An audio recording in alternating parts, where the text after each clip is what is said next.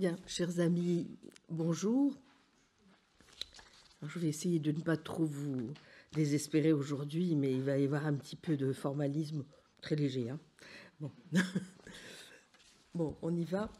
Alors, en affrontant le nihilisme moral la semaine dernière à travers la figure qu'en donne la théorie de l'erreur, j'espère vous avoir convaincu de la nécessité de cet examen si nous ne voulions pas laisser la part belle aux sceptiques. En effet, la théorie de l'erreur nous oblige à répondre sur tous les plans épistémologiques, sémantiques, psychologiques, mais aussi métaphysiques, où se pose le défi en ses aspects plus spécifiquement éthiques. Épistémologique, sémantique et psychologique, puisqu'en affirmant que nos jugements de valeur, n'est-ce pas, sont tous faux, le nihiliste remet en cause l'aptitude à la vérité de nos descriptions, de nos énoncés donc, et de nos jugements, et par voie de conséquence, eh bien, notre ambition de parvenir, peut-être pas à des croyances éthiques épistémiquement justifiées, mais à coup sûr, la connaissance impliquant la vérité a de la connaissance. Est-il même sûr qu'ils nous permettent encore de rêver à des croyances susceptibles de s'appuyer sur des descriptions, à tout le moins donc justifiées, de la réalité? Bon, cela reste à voir, mais en tout cas, si le théoricien de l'erreur cognitiviste veut nous convaincre que c'est en son pouvoir, c'est à lui que la charge de la preuve incombe, à lui désormais, de trouver les moyens de résoudre les problèmes que l'examen a fait apparaître. Entre autres, vous vous en souvenez, celui de la relativité de nos jugements, qu'illustre si bien la multitude de désaccords que nous voyons fleurir en éthique, la faiblesse de ces arguments lorsqu'ils prennent seulement la forme d'inférence à la meilleure explication, ou bien s'appuient sur la seule étrangeté des faits moraux ou des propriétés morales pour en récuser l'existence, ou encore estiment infondé, bien que compréhensible, le recours à une forme ou une autre d'intuitionnisme. Les arguments de nature psychologique, fictionnalisme, conversationnisme, ou naturalistes, comme ceux empruntés aux analyses évolutionnistes, vont-ils suffire pour atténuer l'effet d'irréalisme contre-intuitif qui sous-tend l'argumentation générale du théoricien de l'erreur? Autant de questions qui sont encore en suspens et qui permettent donc aux réalistes, notamment, de ne pas s'avouer vaincus, ni sur le plan épistémologique, ni sur le plan métaphysique. Sur ce dernier plan, en particulier, il y a lieu de poursuivre le questionnement, car après tout, à supposer que nous ayons de sérieux doutes sur la manière dont nous pouvons parvenir à de la connaissance en éthique, ou entretenir des croyances donc épistémiquement justifiées, rien n'interdit pour l'heure d'envisager qu'il existe des faits moraux, des propriétés morales réelles, qui ne seraient pas forcément réductibles à des faits naturels, indépendants de nous, mais auxquels nous n'aurions tout simplement pas accès. En se plaçant dans une perspective franchement irréaliste, le théoricien de l'erreur s'interdit évidemment de souscrire à l'hypothèse réaliste. ou bien les faits moraux sont réductibles à des faits naturels, ou bien ils sont sui generis et autonomes, mais vous vous en souvenez, il écarte cette deuxième option, qui était notamment celle de Moore. Il n'existe pas de faits moraux non naturels, mais à ce stade, n'est toujours pas tranchée la question de savoir si, comme l'affirme le réalisme moral, il existe des faits moraux objectifs, au même titre, au fond, qu'il existerait des faits météorologiques ou des faits physiques, ou bien si c'est l'antiréalisme moral qui est décidément dans le vrai lorsqu'il soutient qu'il n'y a rien de tel que des faits moraux objectifs, auquel cas nous aurions finalement intérêt à opter pour le constructivisme moral, dont nous parlerons bientôt, au motif que l'objectivité des faits moraux, ou plus exactement des vérités morales, serait le résultat d'une construction. Mais si oui, de quel type ? Bon, j'espère en tout cas vous avoir déjà montré que l'affrontement avec le théoricien de l'erreur n'a peut-être pas complètement permis d'établir qu'il se trompe, mais que ses arguments, comme ses explications, n'ont pas non plus réussi à démontrer qu'il est dans le vrai. Ainsi, même si l'on doit mettre à son actif l'honnêteté avec laquelle il reconnaît le caractère objectivement prescriptif ou l'autorité normative irréductible des valeurs éthiques, sur quoi s'accorde la grande majorité des traditions philosophiques et le sens commun, le théoricien de l'erreur n'en a pas donné d'explication satisfaisante. Il reste donc de la marge, n'est-ce pas, pour espérer le vaincre, en creusant les faiblesses que nous avons mises au jour, mais aussi peut-être en proposant d'autres approches que la sienne. Parmi ces approches, encore faut-il d'abord examiner la deuxième option, elle aussi antiréaliste ou irréaliste, que nous propose le sceptique, à savoir ce qu'il est coutume désormais d'appeler l'expressivisme sous les figures diverses qu'il a pu prendre. J'espère que son examen et la mise au jour de ses limites aussi permettront de montrer qu'il ne constitue pas un appui aussi solide qu'on pourrait de prime abord le penser pour le sceptique, mais aussi et plus encore que cela contribuera à renforcer notre conviction, en tout cas la mienne, qu'une perspective antiréaliste, à tout le moins si elle va de pair, ce qui ne s'impose pas, avec une perspective non cognitiviste, n'est décidément pas la bonne stratégie si nous voulons pouvoir résister aux sceptiques. Bien, donc l'expressivisme, et commençons par quelques caractéristiques générales.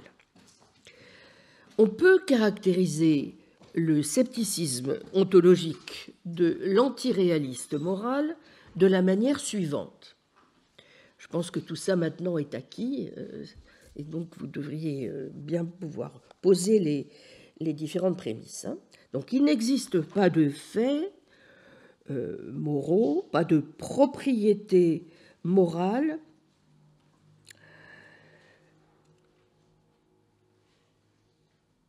et les théoriciens de l'erreur souscrivent donc à cette position irréaliste. Mais Comme eux, les expressivistes aussi vont souscrire à une position foncièrement irréaliste. Mais contrairement aux théoriciens de l'erreur, ils adoptent une position franchement non cognitiviste. C'est ça, vous voyez, déjà la première grande différence. Qu'est-ce à dire? Eh bien, qu'au lieu de conclure donc de la thèse qu'il n'existe pas de propriété morale ou de faits moraux, que cela rend les déclarations morales fausses, les non-cognitivistes affirment que les affirmations morales n'ont pas pour fonction de prédire des propriétés ou de faire des affirmations qui pourraient être vraies ou fausses, au moins en un sens substantiel. J'y insiste d'ores et déjà, car dans certains cas, notamment dans certaines formes contemporaines, mais pas seulement, ce qu'on appelle des formes hybrides, comme le sont les formes les plus récentes de l'expressivisme, certains introduisent en fait, subrepticement, pourrait-on dire, une version minimale, certains disent rampante, de la vérité. Bon. Mais ce qui distingue donc les expressivistes de cognitivistes comme le sont les théoriciens de l'erreur, c'est qu'ils considèrent qu'en faisant des énoncés moraux, ils n'expriment pas, en règle générale, d'états d'esprit tels que des croyances, lesquelles, naturellement, ont vocation, elles, à décrire et à représenter le monde et à être donc vraies ou fausses. Ils expriment plutôt des attitudes non cognitives, plus proches des émotions, des désirs, de l'approbation ou de la désapprobation. Bon, mais pour bien comprendre ce qui nous tient ici plus particulièrement à cœur dans cette affaire, à savoir en quoi, n'est-ce pas, l'expressivisme se présente bien comme une forme de scepticisme, il convient, avant même de procéder à des distinctions entre ces différentes figures, de bien distinguer plusieurs niveaux de leur argumentation, ce à quoi nous invite Walter Sinnott Armstrong au chapitre 2, que je vous ai, je crois, déjà indiqué dans la bibliographie, de son livre de 2006, Moral Skepticism. Ce qui les réunit, bon, c'est, comme on l'a vu, leur opposition commune aux réalistes moraux qui affirment que certaines phrases morales sont vraies parce qu'elles correspondent aux faits moraux, aux propriétés morales qu'elles décrivent. Mais une fois cela posé, eh bien, les expressivistes invoquent généralement 3 types d'arguments. Le premier est que les phrases morales n'ont pas de valeur de vérité. Le deuxième est que les affirmations morales ne décrivent pas le monde. Et le troisième est que les affirmations morales expriment des émotions ou d'autres états non cognitifs tels que des attitudes ou des désirs. Donc, en d'autres termes, les 2 premières thèses, vous le voyez, sont négatives, tandis que la troisième est positive. La première thèse concerne la sémantique, tandis que les 2 suivantes concernent, dirons-nous, la pragmatique au sens large. Ces 3 thèses, ainsi qu'une description de l'état non cognitif exprimé, sont censées spécifier la signification des phrases morales. Bien, alors c'est en partie parce que les thèses négatives excluent les conditions de la vérité et les descriptions que les expressivistes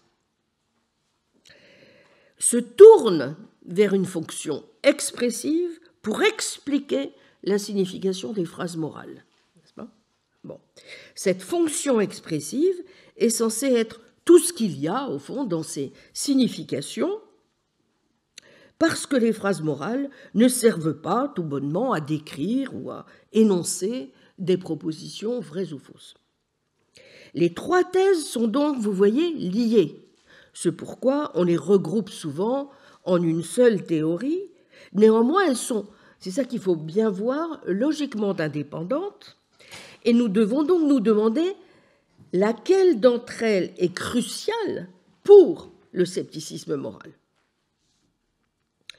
Premièrement, la thèse pragmatique positive est que les affirmations morales expriment un état non cognitif. Et alors, quel état ? Comme nous allons le voir, les émotivistes traditionnels soutiennent que ce sont des émotions ou des attitudes qui se trouvent exprimées. D'autres expressivistes récents font souvent référence à l'expression de désir, de motivation, ou, comme c'est le cas d'Allen Gebhard, auteur notamment de ce livre classique « Wise Choices, Apt Feelings », qui a été traduit en français sous le titre « Sagesse des choix, justesse des sentiments », en termes, dit Gebhard, de projet, plans. Bien. Il s'agit là toujours d'état d'esprit, mais une autre figure de l'expressivisme considère qu'il est également possible d'exprimer des prescriptions. Vous voyez ? Dans toutes ces variantes, en tout cas, ce qui est exprimé est non cognitif, puisqu'il ne s'agit pas d'une croyance ou d'un autre type d'état susceptible d'être vrai ou faux. Même s'il faut d'emblée nuancer, car la thèse positive selon laquelle les affirmations morales expriment des états non cognitifs n'implique pas la thèse négative selon laquelle les affirmations morales n'expriment pas également d'autres états tels que des croyances ou qu'elles n'accomplissent pas d'autres actes de langage tels que la description et l'énonciation. Bon, une affirmation morale, n'est-ce pas, peut accomplir plusieurs actes de langage à la fois, tout comme ce taureau en colère nous fonce dessus peut servir à énoncer un fait, exprimer la peur, attirer l'attention et prescrire une action. Ainsi, ni le scepticisme à l'égard de la vérité morale, ni le scepticisme moral épistémologique ne découlent de la thèse pragmatique positive de l'expressivisme. Ajoutons que la thèse pragmatique négative n'entraîne pas non plus le scepticisme. Il est cohérent d'admettre que les phrases morales ne sont pas là pour décrire ou représenter quoi que ce soit, tout en admettant qu'elles font tout de même de vraies assertions, des assertions évaluatives qui sont véritablement adaptées à la vérité. De plus, de nombreuses, voire toutes les assertions évaluatives semblent descriptives au sens large. Les assertions évaluatives peuvent décrire, par exemple, un degré de dévalorisation, le viol est pire que le vol, un type de dévalorisation, divulguer un secret du client n'était pas professionnel mais pas antipatriotique, ou un statut moral, refuser d'aider est loin d'être idéal, mais ce n'est pas un péché. Bon. Ainsi, la thèse pragmatique négative de l'expressivisme est douteuse, et même si elle était défendable, elle n'exclurait pas la vérité morale ou la connaissance morale. Ce qui importe donc pour le scepticisme moral, vous voyez, c'est la thèse sémantique négative de l'expressivisme. Retenez bien ça, parce que c'est là-dessus que je vais appuyer justement toute la démonstration. La thèse sémantique négative de l'expressivisme, à savoir la thèse qui, à côté de la deuxième thèse négative qui a trait au non-cognitivisme psychologique, donc niant que les états d'esprit conventionnellement exprimés par les énoncés moraux soient des croyances ou des états mentaux, refuse de considérer que les phrases morales prédicatives expriment des propositions ou ont des conditions de vérité substantielle. Vous y êtes ? Bon. Et en vertu de ce non-factualisme sémantique, il est donc suggéré, si vous voulez, que le contenu des phrases n'est pas apte à une vérité ou à une fausseté, du moins robuste. Alors, à première vue, avouez qu'une position de ce genre est tout aussi peu convaincante que pouvait l'être la position du théoricien de l'erreur. Nous avons du mal, par exemple, à considérer que lorsque nous faisons un énoncé moral, celui-ci serait d'une nature différente déjà de celle d'un énoncé empirique. La position cognitiviste, donc, semble plus en adéquation avec nos intuitions linguistiques sur la signification et sur la fonction spontanément descriptive que nous assignons à nos énoncés moraux. Lorsque nous sommes face à une évaluation éthique, comme mentir est mal, nous avons l'impression d'avoir affaire à une phrase sujet, copule, prédicat ordinaire, qui en tant que telle attribue une sorte de propriété de valeur, la méchanceté ici ou la malhonnêteté, et au même titre que lorsque nous disons « la robe est rouge », nous attribuons dans cet énoncé empirique la propriété de rougeur à l'objet, exprimons un état cognitif de croyance et ce faisant décrivons le monde. Eh bien, lorsque nous disons « mentir ou tuer est mal », nous procédons apparemment exactement de la même manière. Donc, même si nous sommes prêts à faire une distinction entre décrire et interpréter ou juger, nous sommes spontanément enclins à penser que nos jugements, au fond, rendent compte du monde et donc du monde moral, en tout cas tel qu'il est, sauf à vouloir accuser d'erreurs monumentales et systématiques tous les agents moraux et les jugements qu'ils formulent. C'est pourquoi nous sommes le plus souvent enclins à partir de la forme grammaticale des jugements moraux, à suivre le cognitivisme et le descriptivisme à propos de leur contenu et de leur fonction, et à partir de là, à adopter assez spontanément une position réaliste au sujet des faits moraux. Pourtant, comme les théoriciens de l'erreur, les expressivistes sont loin de juger qu'il s'agit là de transition inévitable. C'est au contraire, pense-t-il, une erreur. Mais ils pensent que c'est une erreur parce qu'ils estiment que la pensée et le discours éthique sont légitimes et non pas erronés, en dépit du fait qu'il n'existe pas de propriété de valeur dans la réalité, qui attendrait en quelque sorte d'être découverte. C'est pourquoi ils vont se livrer à nombre d'analyses sur le terrain de la philosophie du langage et de la sémantique, mais aussi sur le terrain de la psychologie, de la pensée morale, en liaison, n'est-ce pas, avec le discours moral. Il est donc important de voir d'emblée que les expressivistes non cognitivistes ne déploient pas seulement des thèses négatives, donc je répète, le non-factualisme sémantique et le non-cognitivisme psychologique, mais aussi des thèses positives.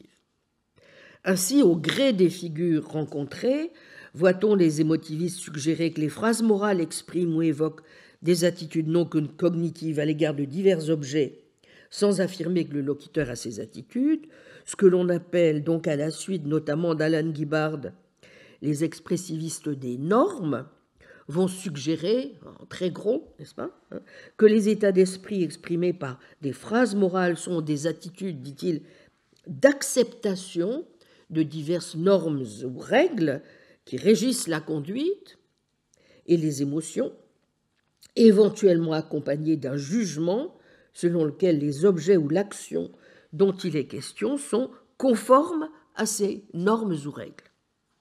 Quant aux prescriptivistes, ils diront que ces phrases sont une sorte de prescription ou de commandement et qu'elles peuvent ou non rendre compte de l'état d'esprit que ces jugements expriment.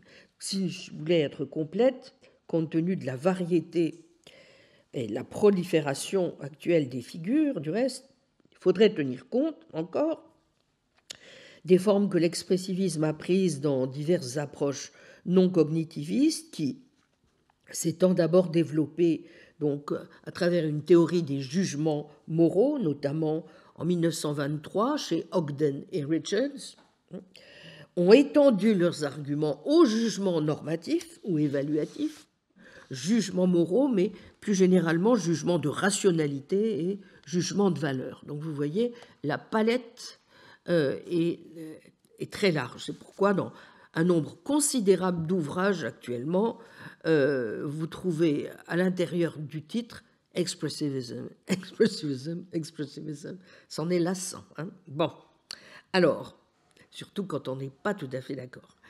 Alors, ajoutons que, comme les théoriciens de l'erreur, ce qui a stimulé les expressivistes, c'est essentiellement trois choses que je pense vous avez maintenant comprises.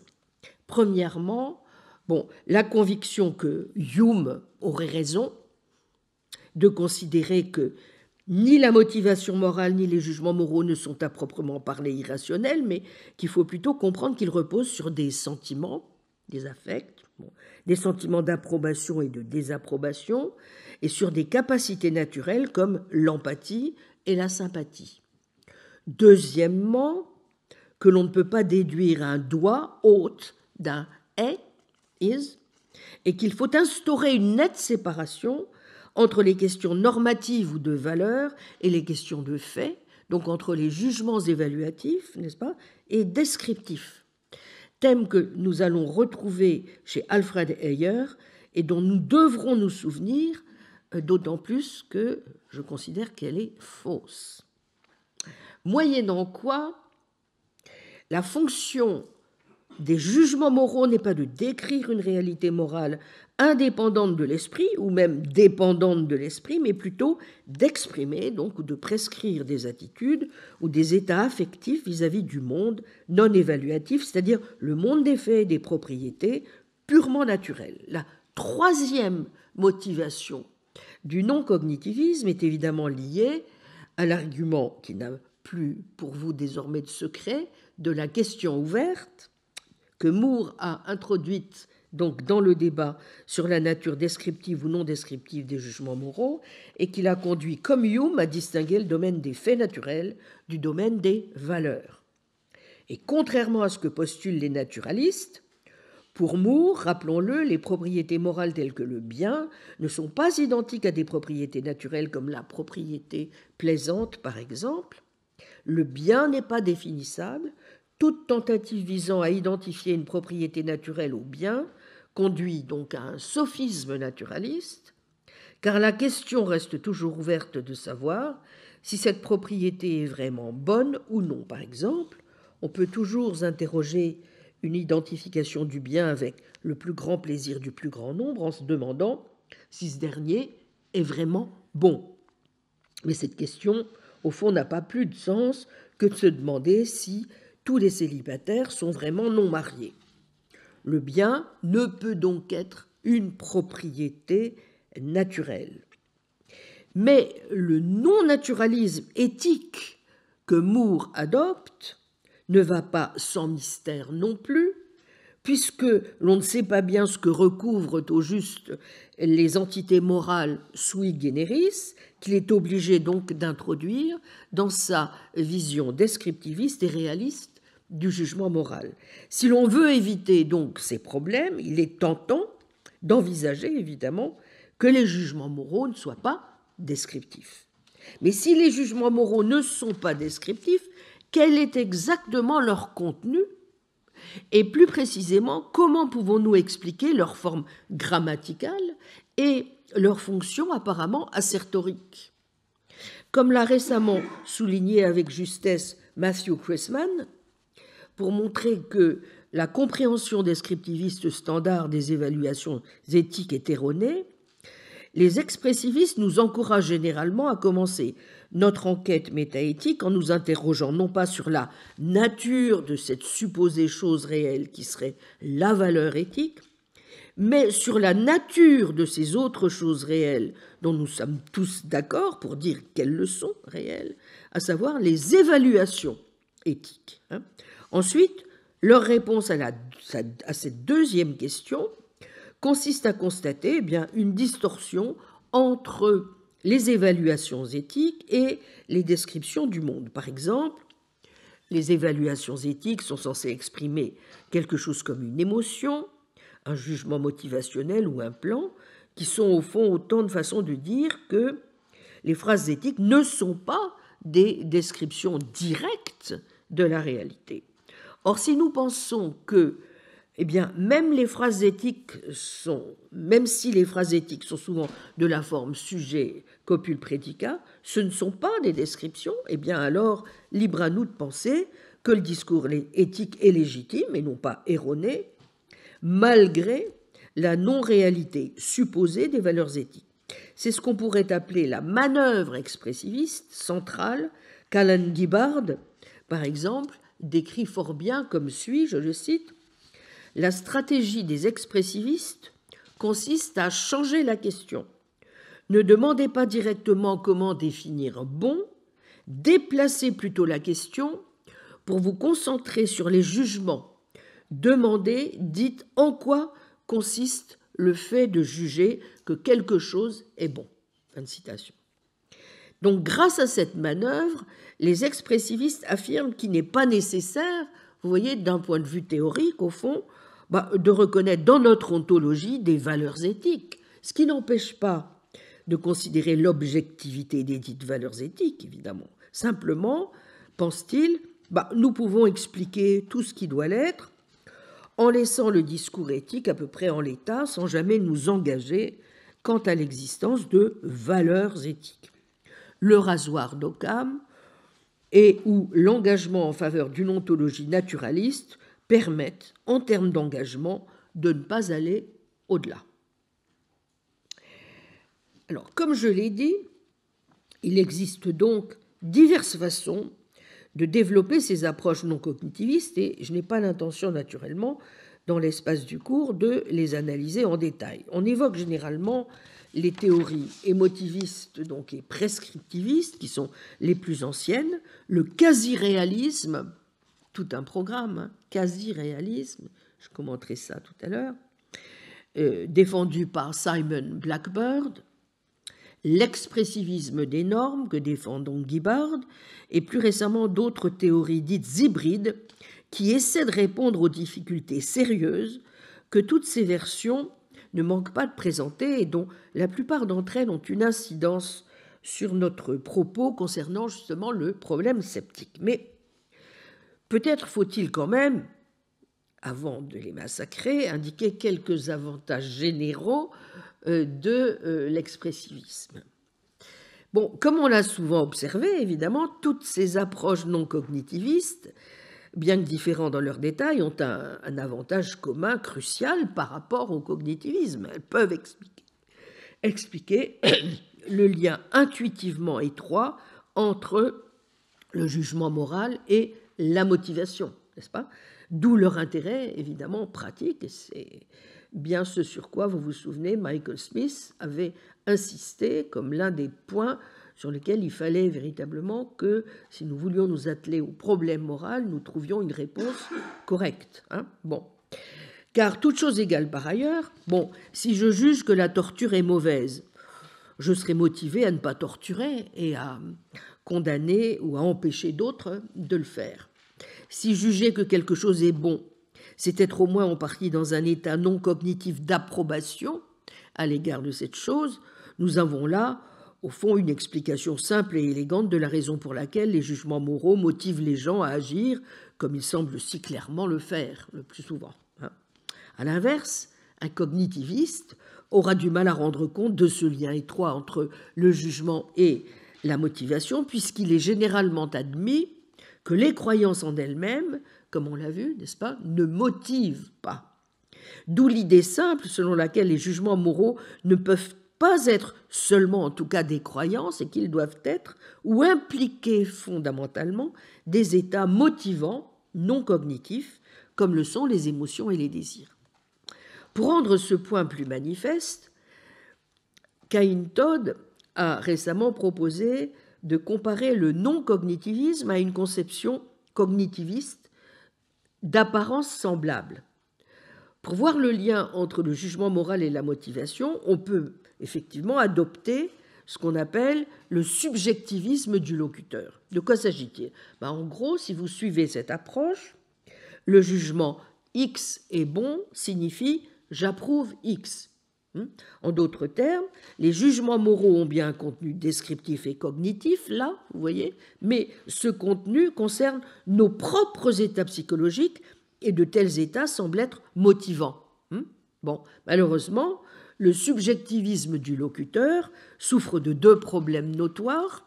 Premièrement, il semble incapable de rendre compte d'un véritable désaccord moral. Si vous dites que X est bon et que moi je dis X est mauvais, le désaccord n'est qu'apparent puisque les deux jugements peuvent être des analyses véridiques de nos attitudes respectives vis-à-vis de X. Deuxièmement, le fait qu'une action soit bonne ou mauvaise dépend de l'état d'esprit de l'individu qui la juge. Or, intuitivement, nous n'avons pas envie de croire que, par exemple, si je ne pense pas que le meurtre est une mauvaise action, alors le meurtre n'en est pas une.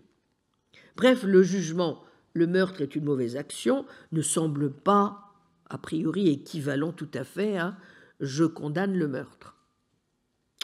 Bien sûr, on peut ne pas juger cela problématique si on pense que le relativisme moral est vrai, par exemple. Il y a des gens que ça ne gêne pas. Alors on peut soutenir que le jugement moral est d'une certaine manière dépendant de l'esprit.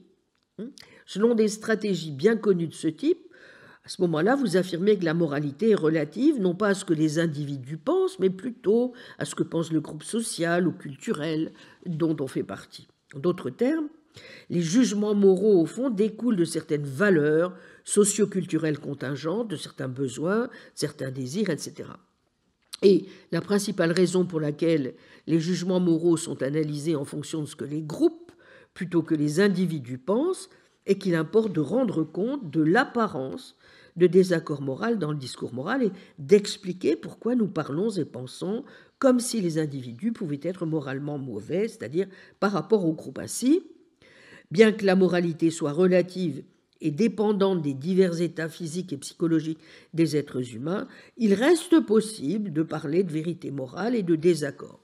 Bon, ce genre de relativisme moral se prête assez facilement à une théorie, d'ailleurs naturaliste de la morale en général, bref, à une théorie du jugement moral ancrée dans une explication scientifique et empirique de l'avènement de la moralité. Bon, néanmoins, la plupart des philosophes moraux ont essayé d'éviter le relativisme moral, car les implications du subjectivisme du locuteur semblent miner le caractère plausible de ces théories. D'où l'essor qu'ont connu les conceptions non cognitivistes du discours moral, qui tentent précisément de s'appuyer sur les positions antidescriptivistes de l'émotivisme et du prescriptivisme pour éviter les problèmes que met en lumière le subjectivisme du locuteur. Leur stratégie est la suivante. Plutôt que d'interpréter les jugements moraux comme des descriptions de leur propre état d'esprit, il faut y voir des expressions directes de ces états d'esprit eux-mêmes. Ainsi, on peut exprimer sa douleur soit en décrivant son état mental et en disant « je souffre », ce qui peut être vrai ou faux, soit en s'exclamant « aïe », qui exprime directement la douleur. Les deux expressions ont un sens, mais la seconde n'est ni vraie ni fausse. Les théories, vous voyez, non cognitives ont donc toutes en commun l'idée qu'un domaine du discours peut être essentiellement non descriptif tout en ayant un sens, donc indépendant des conditions de vérité.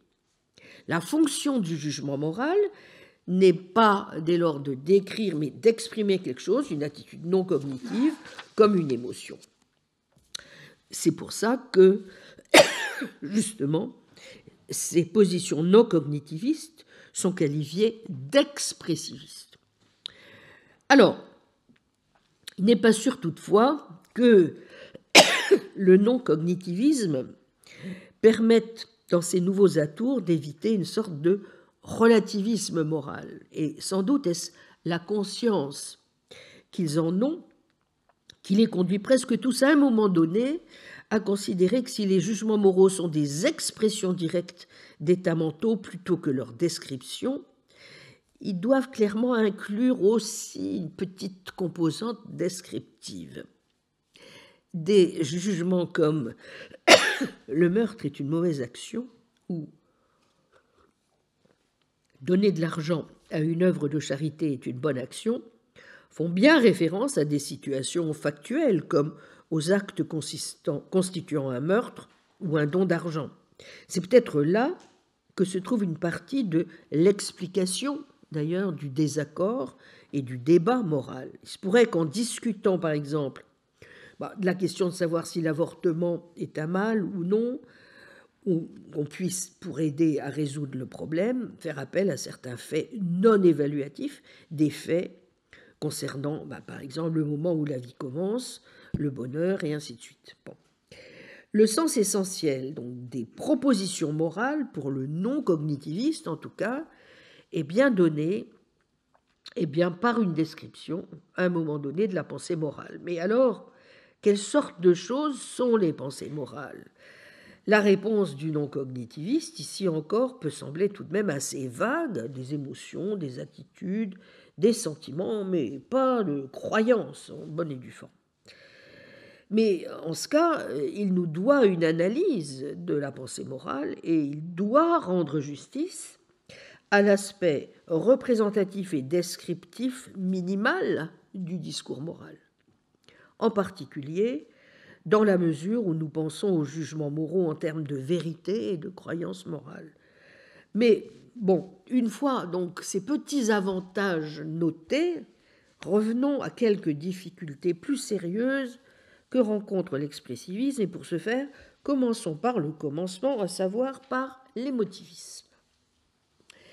Arrêtons-nous donc d'abord, j'espère vous faire comprendre pourquoi, sur cette figure donc de l'expressivisme inspirée à l'origine par Ogden et Richard, qu'on trouve aussi chez Russell, mais qu'on doit surtout à Alfred Ayer, 1936-1945, et à Charles Stevenson, 1937-1944, et qu'on attribue généralement, c'est à eux, le mérite d'avoir développé ce point de vue, dont l'idée centrale est que les énoncés éthiques n'ont pas pour but d'énoncer des vérités ou des mensonges, n'ont pas de visée descriptive ou représentationnelle, mais sont plutôt l'expression d'une émotion ou de sentiment d'approbation et de désapprobation. En tant que telles, les phrases purement éthiques sont dépourvues de signification descriptive ou factuelle. Non seulement les jugements moraux ne sont pas vrais, mais les termes moraux qui expriment les états affectifs en question n'ajoutent rien au sens littéral et factuel d'une phrase. Pour Charles Stevenson, il faut regarder son livre Facts and Values, Studies in Ethical Analysis, 1963, qui a développé donc, le point de vue non cognitiviste d'ailleurs, en soutenant que les termes moraux comme bons concernent ce que l'orateur approuve. Mais ils ont aussi pour fonction de décrire l'attitude du locuteur et d'encourager, voyez, la même attitude chez les autres. Donc les jugements moraux reprennent au moins partiellement un sens descriptif, même s'ils gardent une fonction fondamentalement expressive. Richard Hare a pour sa part soutenu, contrairement à l'analyse de la signification et au primat accordé à la fonction émotionnelle du discours moral, que les jugements moraux doivent être calqués sur le mode impératif des langues naturelles. Alors, deux livres très importants de Richard Hare, dont nous disposons donc maintenant en français, Pensée en morale, qui a été traduit et accessible donc chez l'éditeur Hermann, et tout récemment, Le langage de la morale, paru en 2023 aux éditions Eliott. Je vous recommande vivement la lecture de ces deux livres qui sont qui sont des classiques, donc C'est dommage qu'il faille souvent attendre des lustres avant que le lecteur français dispose de ces textes, mais enfin, mieux vaut tard que jamais. Alors, donc, la fonction première du langage moral, selon Richard Hare, vous voyez, c'est d'émettre des prescriptions. Bon, des mots tels que « bon », par exemple, sont particulièrement appropriés quand vous avez un éloge à faire. Bon, vous les employez pour recommander certains jugements et certaines actions aux autres. X est bon signifie quelque chose comme « je recommande de faire X ». Comme vous le voyez, certains théoriciens qui se considèrent comme des émotivistes suggèrent malgré tout que même les termes les plus généraux de l'évaluation morale ont bien une signification descriptive plutôt que simplement émotive ou non cognitive. Vous voyez.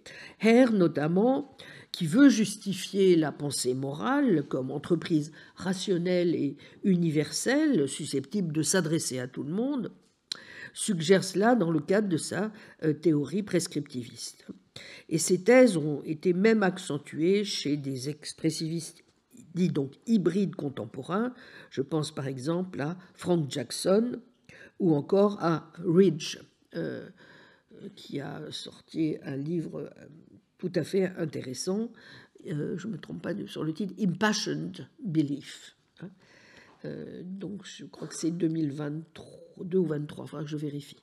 Bon, enfin, en tout cas, c'est un livre tout à fait intéressant, peut-être un peu plus ancien. Bon. Alors, en tout cas, selon ces théoriciens, une phrase telle que « mentir, c'est mal » prédit, donc vous voyez, à la fois une propriété du type d'acte qu'est le mensonge et exprime la désapprobation du locuteur à l'égard de cette propriété. On cite souvent, pour illustrer par exemple l'émotivisme, ce propos de Alfred Heyer. Si je dis à quelqu'un « vous avez mal agi en volant cet argent », je ne dis rien de plus que si j'avais simplement déclaré « vous avez volé cet argent ». C'est comme si j'avais dit « vous avez volé cet argent » sur un ton particulier d'horreur ou si je l'avais écrit avec l'addition de quelques marques spéciales d'exclamation. Le ton ou le point n'ajoute rien au sens littéral de la phrase, il sert simplement à montrer que son expression est accompagnée de certains sentiments chez le sujet parlant. Voyez le chapitre 6, sur lequel je vais d'ailleurs revenir, donc de Langage, vérité et logique, donc de 1936, qui avait été traduit chez Flammarion en 1956, Langage, vérité et logique, et qui a été de nouveau traduit avec quelques améliorations, donc dans le recueil que je vous ai déjà indiqué de métaéthique, textes fondamentaux de métaéthique contemporaine, donc paru chez Vrin. Le texte, vous le trouverez, page 123-139. Bon, alors, donc, la fonction du discours moral, vous voyez, sert surtout à montrer comment on se sent, au fond, par rapport à telle ou telle situation. Certes, si les affirmations morales sont dépourvues de contenu, cela ne les empêche pas d'avoir une signification expressive particulière. Et cela est conforté par ce que disent tant Stevenson que Hare. Mais ce qui va m'intéresser surtout, vous voyez, dans le cadre de notre réflexion sur le scepticisme moral, bien évidemment, ce sont les thèses négatives qui se voient associées à un verdict comme celui que pose l'expressiviste émotiviste Heyer, dont il est clair aussi qu'elles sont en lien direct avec le positivisme logique qu'il embrasse par ailleurs. Pour que les choses apparaissent clairement, j'ai donc décidé de vous faire une petite liste résumée des thèses principales, justement, vous allez voir, de ce texte. Page 123. 1. Toutes les propositions synthétiques sont des hypothèses empiriques. Notre connaissance spéculative est de deux espèces différentes, celle se rapportant aux questions de faits empiriques et celle concernant les questions de valeur. On dira que les jugements de valeur sont d'authentiques propositions synthétiques, mais qu'elles ne peuvent pas, avec quelque apparence de vérité, être considérées comme des hypothèses destinées à prévoir les cours de nos sensations et en conséquence que l'existence de l'éthique et de l'esthétique, comme branche de la connaissance négative, présente une objection insurmontable à notre empirisme radical. On a envie de lui dire, oui, mais supposons qu'il soit faux, ton empirisme, ça tient la route à ce moment-là. Bon, vous voyez, je veux dire par là que l'analyse est évidemment systématiquement adossée à aux autres positions qu'il défend par ailleurs, dont on a pu montrer quand même qu'elles ne sont peut-être pas totalement justifiées. Mais enfin, c'est important de comprendre ceci, je vais y revenir. Deuxièmement, nous aurons donc à présenter une explication du jugement de valeur, telle qu'elle soit à la fois satisfaisante en elle-même et en accord avec nos principes empiristes. Nous nous efforcerons de montrer que dans la mesure où les jugements de valeur sont signifiants, ils sont ordinairement des jugements scientifiques, et que dans la mesure où ils ne sont pas scientifiques, ils ne sont pas littéralement parlant signifiants. Ils sont simplement des expressions de l'émotion qui ne peuvent être ni vraies ni fausses. Troisièmement, on peut diviser les contenus éthiques en 4 classes principales. Il y a tout d'abord des propositions qui expriment des définitions de termes éthiques ou des jugements sur la légitimité ou la possibilité de certaines définitions. Deuxièmement, il y a des propositions décrivant les phénomènes de l'expérience morale et leurs causes. Troisièmement, il y a des exhortations à la vertu morale. Et enfin, il y a de véritables jugements éthiques. C'est malheureusement un fait que la distinction entre ces 4 classes, simple comme elle est communément ignorée par les philosophes moraux, avec la conséquence qu'il est souvent très difficile de dire, d'après leurs œuvres, ce qu'ils cherchent à découvrir ou à prouver. Vous avez remarqué qu'on trouve le même genre de jérémiade chez Mackie ou chez Sidgwick. J'ai eu déjà l'occasion aussi chez Brentano. Vous voyez, une absence complète de distinctions élémentaires qui fait que ça fait quand même un moment qu'en matière d'éthique, on raconte à peu près tout et n'importe quoi. Hein. Bien. Quatrièmement, cela posé, en fait, il est aisé de voir que c'est seulement la première des 4 classes, à savoir celle qui comprend les propositions relatives aux définitions des termes éthiques, qui peut être dite constituer la philosophie éthique. Les propositions qui décrivent les phénomènes d'expérience morale et leurs causes doivent être attribuées à la science de la psychologie ou de la sociologie. Les exhortations à la vertu morale ne sont pas des propositions du tout, mais des exclamations ou des commandements qui sont destinés à susciter chez le lecteur une action d'une certaine espèce. En conséquence, elles n'appartiennent à aucune branche de la philosophie ou de la science. Quant aux expressions des jugements éthiques, nous n'avons pas encore décidé comment elles doivent être classées, mais puisqu'elles ne sont certainement ni des définitions, ni des commentaires sur ces définitions, ni des citations, nous pouvons affirmer avec décision qu'elles n'appartiennent pas à la philosophie éthique. Un traité strictement philosophique sur l'éthique ne devrait donc prononcer aucune proposition éthique. Mais il devrait montrer, en donnant une analyse des termes éthiques, quelle est la catégorie à laquelle toutes ces affirmations appartiennent, et c'est à quoi nous allons maintenant procéder. Cinquièmement, donc, une question qui est souvent discutée par les philosophes de l'éthique est de savoir s'il est possible de trouver des définitions qui réduisent tous les termes éthiques à 1 ou 2 termes fondamentaux. Mais cette question, quoiqu'elle appartienne indéniablement à la philosophie éthique, n'est pas du ressort de notre enquête présente. Nous n'avons pas pour le moment à découvrir quel terme, à l'intérieur des termes éthiques, doit être tenu pour fondamental. Si par exemple bien, good, peut être défini en termes de juste, right, ou juste en termes de bien, ou les deux en termes de valeur. Ce qui nous intéresse, c'est la possibilité de réduire, vous voyez l'idéal réductionniste, n'est-ce pas, toute la sphère des termes éthiques à des termes non éthiques. Nous cherchons à savoir si les jugements de valeur éthique peuvent être traduits en jugements de faits empiriques. Sixièmement, qu'ils puissent être ainsi traduits. C'est la prétention de ceux des philosophes de l'éthique qui sont communément appelés subjectivistes et de ceux qui sont connus comme utilitaristes. Car l'utilitariste définit la rectitude des actions et la bonté des fins en termes de plaisir, de bonheur ou de satisfaction auxquels elles donnent lieu, et le subjectiviste en termes du sentiment d'approbation qu'une certaine personne ou un groupe de gens éprouvent à leur égard. Chacun de ces types de définitions fait entrer le jugement moral dans une sous-classe de jugement psychologique ou sociologique. Car si l'une ou l'autre était correcte, il s'ensuivrait que les assertions éthiques ne sont généralement pas différentes des assertions factuelles qu'on leur oppose d'ordinaire, Et l'explication que nous avons déjà donnée des hypothèses empiriques s'appliquerait à elles également. 7. Cependant, nous n'adopterons ni une analyse subjectiviste, ni une analyse utilitaire des termes éthiques. Nous rejetons le point de vue subjectiviste, selon lequel dire qu'une action est juste ou une chose bonne, c'est dire qu'elle est généralement approuvée, parce qu'il n'est pas contradictoire d'affirmer que des actions qui sont généralement approuvées ne sont pas justes, nous venons de le voir, ou que certaines choses qui sont généralement approuvées ne sont pas bonnes. Et nous rejetons l'autre thèse subjectiviste selon laquelle un homme qui affirme qu'une certaine action est droite ou qu'une certaine chose est bonne dit qu'il l'approuve lui-même, parce qu'un homme qui confesserait avoir approuvé quelquefois ce qui est mauvais ou injuste ne se mettrait pas en contradiction avec lui-même. Et un argument semblable est fatal à l'utilitarisme. La validité des jugements éthiques n'est pas déterminée par les tendances eudémoniques des actions, pas plus que par la nature des sentiments des agents moraux, mais qu'elle doit être regardée comme absolue ou intrinsèque, et non pas calculable empiriquement. Nous prétendons simplement que dans notre langage, les énoncés qui contiennent des symboles normatifs éthiques ne sont pas équivalents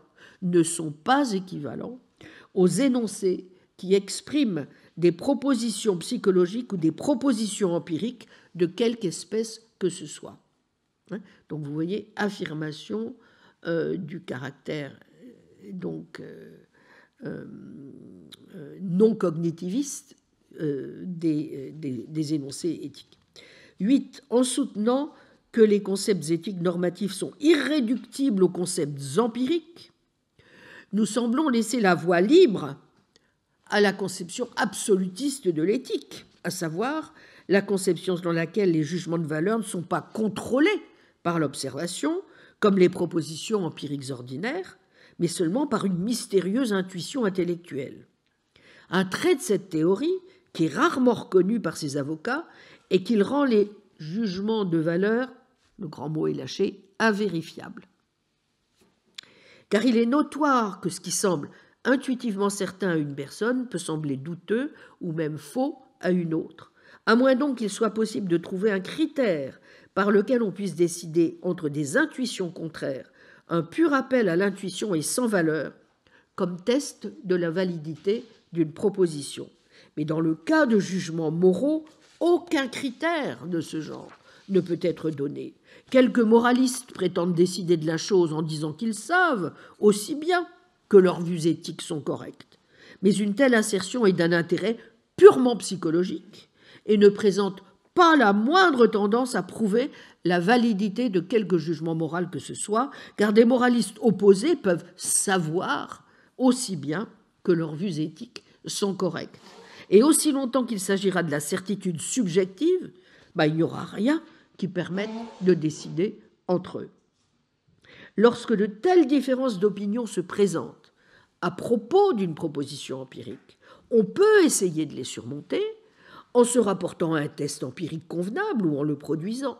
Mais quand il s'agit de jugements moraux, il n'y a pas, par rapport à cette théorie absolutiste ou intuitionniste, de test empirique convenable. Nous sommes donc justifiés à dire que par rapport à cette théorie, les jugements éthiques sont considérés comme invérifiables. Ils sont évidemment aussi considérés comme d'authentiques propositions synthétiques. 9. La présence d'un symbole éthique dans une proposition n'ajoute rien à son contenu factuel. Ainsi, si je dis à quelqu'un « vous avez mal agi en volant cet argent », je ne dis rien de plus que si j'avais simplement déclaré « vous avez volé cet argent », la phrase célèbre que je vous ai citée à l'instant. En ajoutant que cette action est mauvaise, je ne formule aucun autre jugement sur elle, je manifeste simplement ma désapprobation de la chose. C'est comme si j'avais dit « vous avez volé cet argent » sur un ton particulier d'horreur, ou si je l'avais écrit avec l'addition de quelques points spéciaux d'exclamation. Le ton ou le signe de l'exclamation n'ajoute rien au sens littéral de la phrase. Il sert juste à montrer que son expression est accompagnée de certains sentiments chez le sujet parlant. Si maintenant je généralise mon premier jugement et que je dis « il est mal de voler de l'argent », je produis un énoncé qui n'a aucun contenu factuel, n'exprime aucune proposition qui pourra être vraie ou fausse. C'est comme si j'avais écrit « voler de l'argent », où la forme et l'épaisseur des points d'exclamation montrent, par une convention convenable, qu'une espèce spéciale de désapprobation morale est le sentiment qui est exprimé. Il est clair qu'il n'est rien dit ici qui puisse être vrai ou faux. Une autre personne peut être en désaccord avec moi sur le caractère mauvais du vol, dans le sens où elle peut n'avoir pas les mêmes sentiments que moi sur le vol et elle peut me quereller sur mes sentiments moraux. Mais elle ne peut pas, en toute rigueur, me contredire, car en disant qu'un certain type d'action est bonne ou mauvaise, je ne formule aucun jugement factuel, pas même un jugement sur mon propre état d'esprit. J'exprime simplement certains sentiments moraux. Et celui qui est censé me contredire, je ne fais qu'exprimer ses sentiments moraux. Il n'y a donc absolument aucun sens à se demander qui de nous a raison. Commode, hein ? Car aucun de nous n'exprime une proposition authentique. Bon, 10. Il mérite d'être mentionné que les termes éthiques ne servent pas seulement à exprimer des sentiments, ils sont destinés aussi à susciter des sentiments, hein, et ainsi à stimuler l'action. Vous voyez donc l'avantage en même temps de l'approche, ailleurs le dit en toutes lettres. Hein. En effet, quelques-uns d'entre eux sont employés de manière à donner aux énoncés dans lesquels ils se rencontrent l'effet de commandement. Hein. Ainsi, l'énoncé « dire la vérité constitue votre devoir » peut être regardé à la fois comme l'expression d'une certaine sorte de sentiment éthique sur la véracité et comme l'expression du commandement « dites la vérité ». L'énoncé « vous devriez dire la vérité », mais ici le ton de commandement est moins emphatique. Dans la phrase « il est bon de dire la vérité », le commandement est devenu un peu plus qu'une suggestion. Et ainsi le sens du mot « bien » dans son usage éthique est différencié du mot « devoir » duty et du mot « devrier » ought. En fait, nous pouvons définir le sens des différents mots éthiques en termes de sentiments divers qu'ils ont l'habitude d'exprimer et en même temps par rapport aux différentes réponses qu'ils sont destinés à provoquer. 11. Nous pouvons maintenant voir pourquoi il est impossible de trouver un critère pour déterminer la validité des jugements éthiques. Ce n'est pas parce qu'ils ont une valeur absolue, qui serait mystérieusement indépendante de l'expérience des sens, mais parce qu'ils n'ont pas de valeur objective d'aucune sorte. Si une phrase n'exprime point de jugement du tout, il n'y a évidemment aucun sens à demander si ce qu'elle exprime est vrai ou faux. Et nous avons vu que les phrases qui expriment simplement les jugements moraux ne disent rien. Ce sont de pures expressions de sentiments, et comme telles, elles ne tombent pas dans la catégorie du vrai et du faux, elles sont invérifiables parce qu'elles n'expriment pas de propositions authentiques. Ainsi, quoique notre théorie éthique puisse très bien être dite radicalement subjectiviste, elle diffère sur un point important de la théorie subjectiviste orthodoxe. Car ce dernier ne nie pas comme nous que les phrases d'un moraliste expriment des propositions authentiques. Tout ce qu'il nie, c'est qu'elles expriment des propositions d'un caractère non empirique unique. Sa thèse, c'est qu'elles expriment des propositions concernant les sentiments de celui qui parle. Mais s'il en était ainsi, des jugements éthiques seraient évidemment susceptibles d'être vrais ou faux. Il serait vrai si le sujet parlant avait les sentiments exprimés, faux s'il ne les avait pas. Et cela est une matière qui est en principe empiriquement vérifiable. D'autre part, il pourrait être contredit d'une manière signifiante. Car si je dis la tolérance est une vertu et que quelqu'un me réponde vous ne l'approuvez pas, du point de vue de la théorie subjectiviste ordinaire, il me contredirait. D'après notre théorie, il ne me contredirait pas, puisqu'en disant que la tolérance est une vertu, je ne formulerai aucun jugement sur mes sentiments, ni sur quoi que ce soit d'autre, je ne ferai que manifester mes sentiments, ce qui n'est pas du tout la même chose que de dire que je les ai. 12. La distinction entre l'expression du sentiment et l'assertion sur le sentiment est compliquée par le fait que l'assertion que l'on éprouve un certain sentiment s'accompagne souvent de l'expression de ce sentiment et est alors en effet un facteur dans l'expression de ce sentiment.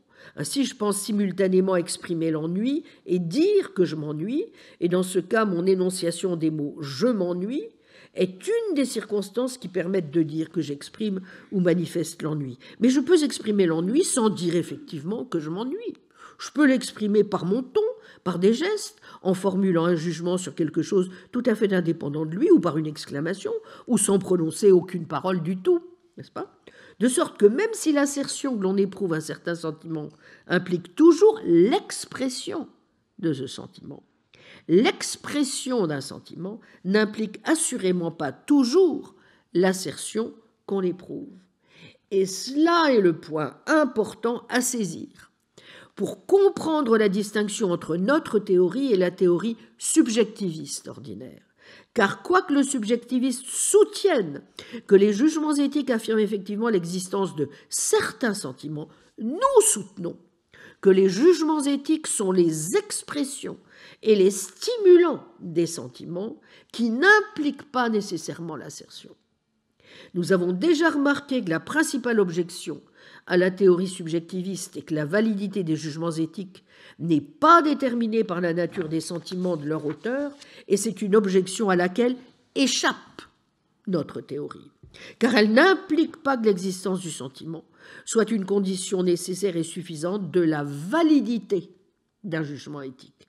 Elle implique au contraire que les jugements éthiques n'ont point de validité. 13, avant-dernière thèse, il est clair que la conclusion qu'il est impossible de discuter au sujet de questions de valeur,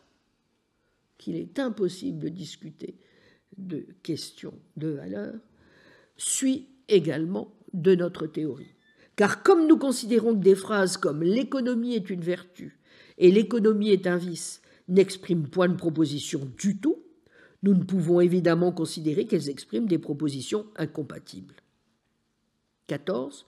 Cela peut sembler à première vue une assertion très paradoxale, car il nous arrive certainement d'engager des discussions qui sont ordinairement considérées comme des discussions au sujet de questions de valeur, n'est-ce pas ?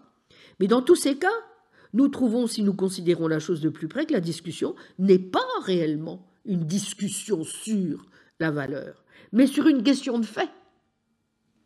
Lorsque quelqu'un est en désaccord avec nous au sujet de la valeur morale d'une certaine action ou d'un certain type d'action, nous avons recours de manière évidente à l'argumentation en vue de le gagner à notre manière de penser, mais nous n'essayons pas de montrer par nos arguments qu'il a les mauvais sentiments éthiques à l'égard d'une situation dont il a correctement appréhendé la nature. Ce que nous cherchons à montrer, c'est qu'il s'est trompé sur les circonstances du cas en question.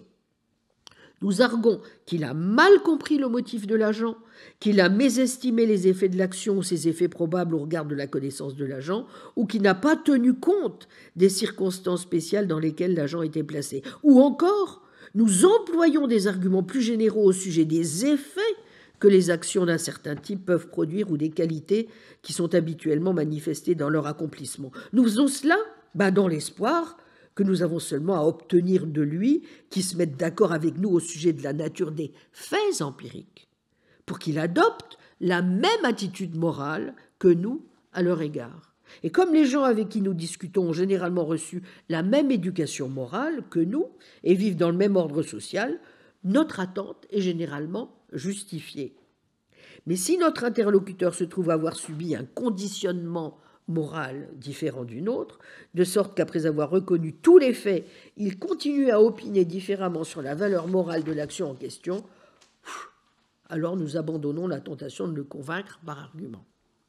Nous disons qu'il est impossible de discuter avec lui parce qu'il a un sens moral corrompu ou frustre, ce qui signifie simplement qu'il emploie une table des valeurs différente de la nôtre. Nous sentons que notre propre système de valeurs est supérieur et nous nous permettons en conséquence de déprécier le sien. Mais nous ne pouvons pas avancer d'arguments propres à montrer que notre système est supérieur.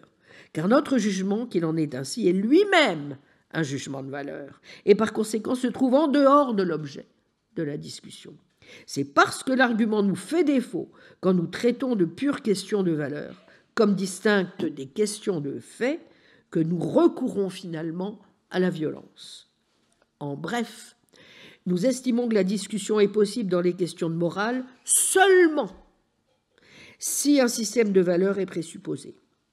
Si notre interlocuteur s'accorde avec nous pour exprimer la désapprobation morale de toutes les actions d'un type donné T, alors nous pouvons obtenir de lui qu'il condamne une action particulière A en montrant que A est du type T. Car la question de savoir si A est ou non du type T est une simple question de fait. Simple question de fait. Étant donné qu'une personne propose certains principes moraux, nous concluons qu'elle doit, pour être cohérente, réagir moralement à certaines choses d'une certaine manière. Ce que nous ne discutons pas et ne pouvons discuter, c'est au sujet de la validité. C'est au sujet de la validité de ces principes moraux. Nous les louons ou condamnons simplement à la lumière de nos propres sentiments. Si quelqu'un doute de l'exactitude de cette manière de considérer les discussions morales, qu'il essaye de construire une argumentation, si imaginaire soit-elle, sur une question de valeur, qui ne se réduise pas à une argumentation sur une question de logique ou sur une manière de fait éthique. Je suis convaincu qu'il ne réussira pas à produire un seul exemple. Et s'il en est ainsi, il doit admettre que le fait d'impliquer l'impossibilité d'une argumentation purement éthique n'est pas, comme Moore le pensait, une objection à notre théorie, mais au contraire, un argument en sa faveur. 15.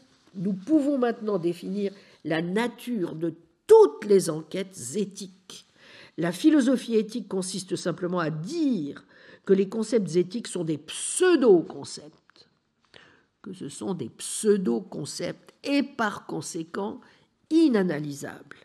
La tâche ultérieure est de décrire les différents sentiments que les différents termes techniques ont coutume d'exprimer et les différentes réactions qu'ils provoquent habituellement. Est une tâche de psychologue.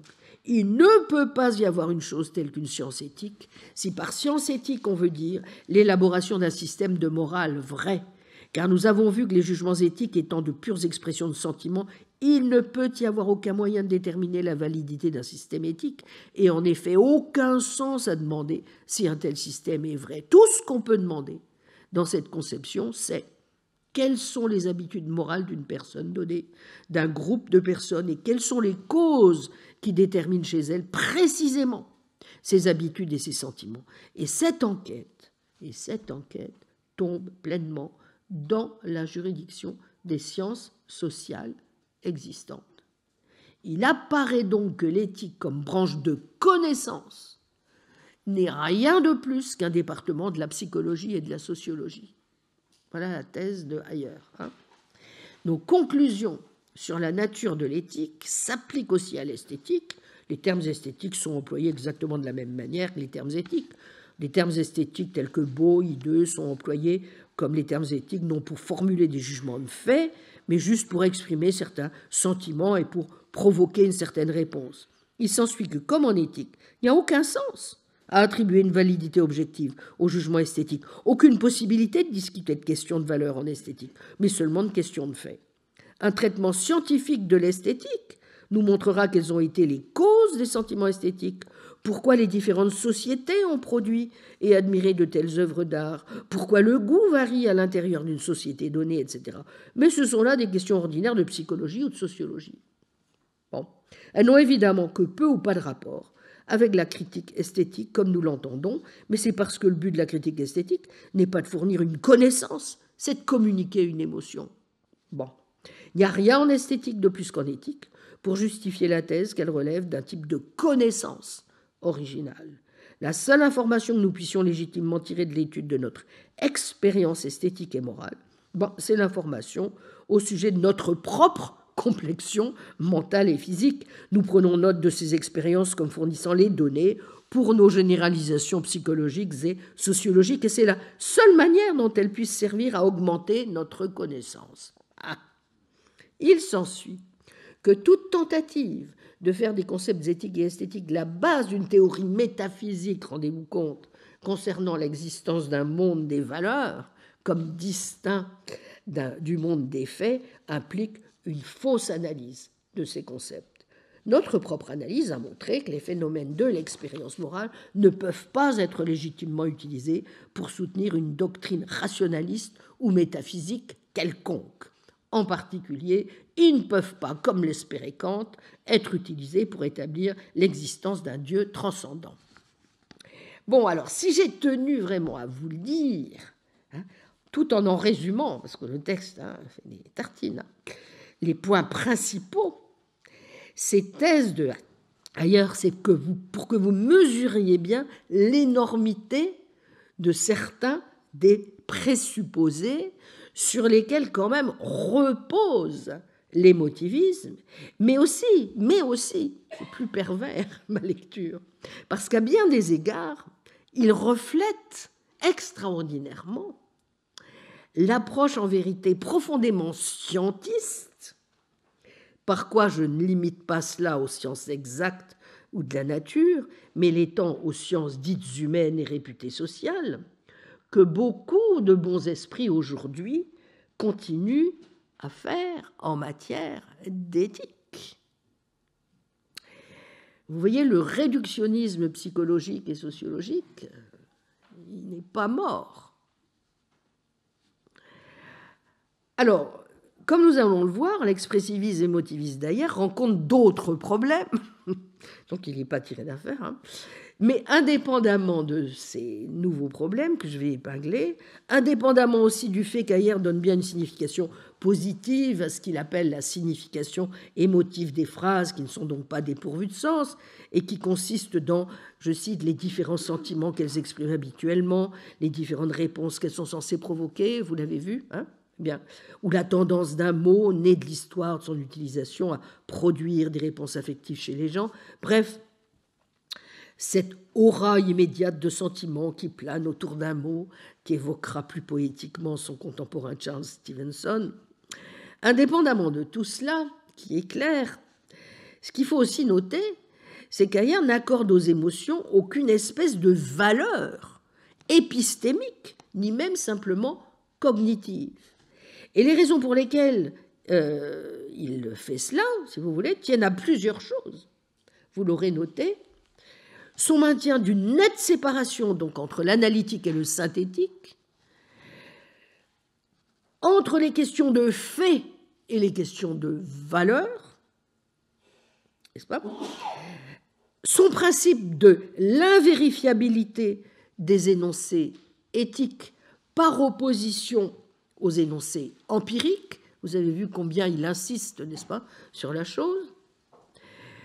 Et non seulement ces présupposés massifs du positivisme logique ont été fort contestés, mais on peut aussi remettre en cause, d'une part, le fait que les émotions elles-mêmes, dans son esprit, soient totalement dépourvues de valeurs cognitives, j'y reviendrai, voire de valeurs épistémiques.